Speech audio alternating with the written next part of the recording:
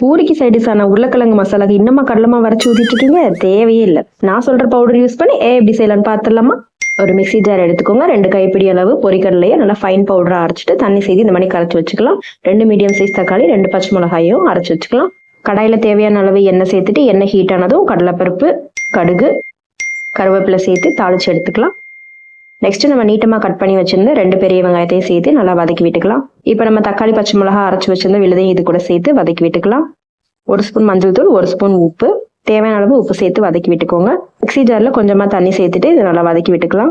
2 நிமிஷம் கொதிக்க வச்சதுக்கு அப்புறம் நெக்ஸ்ட் நம்ம பவுடர் பண்ணி கரைச்சி வச்சிருந்த பொரிக்கடலை மிக்ஸையும் இது கூட சேர்த்துக்கலாம். தேவையான அளவு தண்ணி சேர்த்துட்டு குருமாக்கு முக்கியமான உருளைக்கிழங்கு செல்லக்குட்டியும் இது கூட சேர்த்துட்டு 3 மினிட் ஹை ஃப்ளேம்ல வச்சு குருமாவை வேக வச்சு எடுத்துக்கலாம். அவ்வளவுதான், சூப்பரான எல்லாருக்கும் ஃபேவரட்டான பூரிக்கு அட்டகாசமான குருமா ரெடி பண்ணியாச்சு. நீங்களும் இதை உங்க வீட்டில் ட்ரை பண்ணுங்க. மறக்காம என்னோட சேனலுக்கு சப்ஸ்கிரைப் பண்ணுங்க.